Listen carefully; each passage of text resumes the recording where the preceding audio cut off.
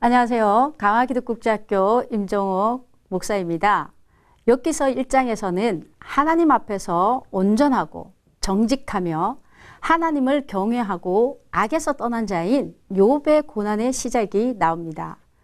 또한 하나님의 아들들과 사탄이 하나님 앞에서 땅을 두루 다니며 살펴본 사람들에 대해서 이야기하는 장면이 나옵니다. 그 가운데 사탄은 이렇게 말합니다.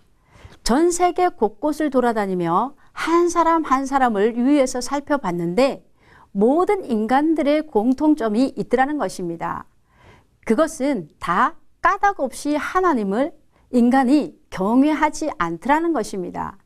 이런 이야기는 욥기서 2장 1절에서 10절 말씀으로 가서도 하나님의 질문에 사탄이 똑같은 이야기를 반복합니다.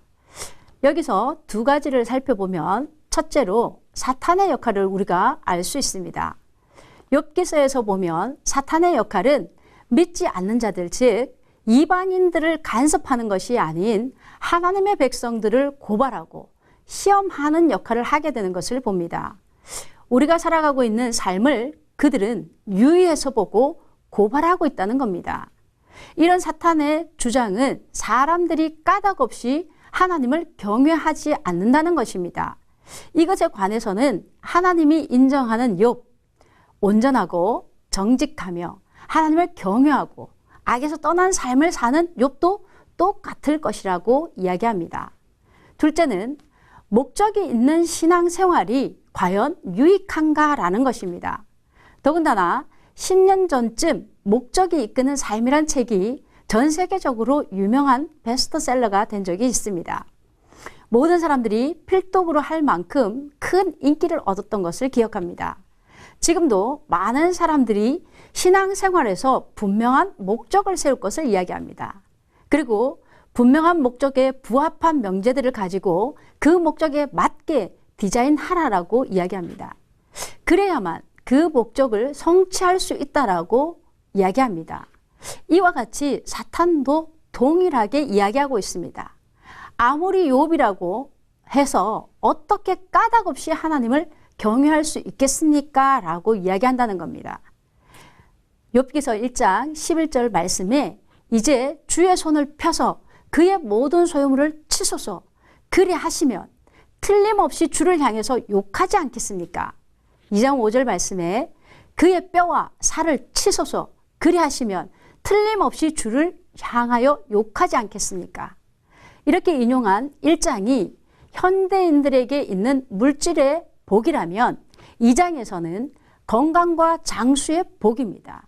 흔히들 어떻게 신앙생활을 하게 되었냐고 물으면 대부분 사업이 어려워져서 가정에 문제가 생겨서 또는 건강에 문제가 발생해서라고 하기도 합니다.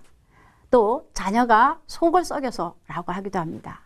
삶의 문제로 인해 예수 그리스도를 영접하게 된 것은 좋은 일이나 가장 문제는 그 큰 문제가 신앙의 목표물로 자신도 모르게 자리하게 되었을 때 그 문제는 가장 심각한 피해를 낳는다는 것입니다.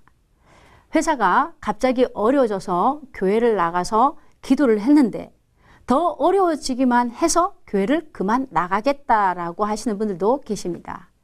병이 있어서 병을 고쳐달라고 기도를 했는데 회복이 되질 않아서 안 나가겠다고 하시는 분들도 있습니다. 또한 자녀의 직장 취직을 간절히 기도했는데 취직이 되지 않고 아직 놀고 있어서 예수 그리스도를 안 믿기로 했다는 것입니다. 혹은 오랫동안 예수님을 믿었는데 집안에 자꾸 좋지 않은 일들이 생겨서 교회를 다니지 않겠다라고 하시는 분들도 있습니다. 인간들의 이런 모습을 사탄은 정확히 간파하고 신앙생활에 분명한 목적을 세울 것을 강조합니다. 두려운 것은 우리에게 신앙생활의 목적이 무너지면 우리의 신앙도 무너진다는 사실입니다.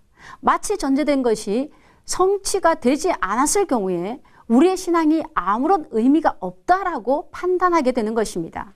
그렇지 않습니다. 우리의 구원받음은 아무런 조건도 없이 우리를 위해 죽어주신 예수 그리스도의 대속의 은혜 때문입니다. 우리의 구원자 되신 예수 그리스도의 전적인 은혜로 말미암아 죄값이 치러졌다는 그 한 가지 사실만으로도 감격하고 평생 감사하며 살아야 할 일들입니다. 우리가 받은 구원을 잘못 이해하게 되면 우리는 뭔가가 더 필요하다라고 생각을 하게 되고 이것은 사탄의 고발로 이어집니다. 즉, 돈이 목적인 사람은 돈으로 시험을 당하고 건강이 목적인 사람들은 건강으로 시험을 당하고 마치 욥처럼 자녀가 잘 되는 것이 목적인 사람은 자녀로 인해서 시험을 당하게 된다는 겁니다. 그러므로 우리는 목적 없는, 즉 조건이 없는 신앙생활을 해야만 합니다. 오직 예수 그리스도께서 우리에게 조건 없이 구원을 주신 것과 같이 무조건적인 신앙생활에 어떤 목적도 두지 않는 구원의 감격과 감사의 삶을 살아야만 사탄의 시험을 피해갈 수 있을 것입니다. 감사합니다.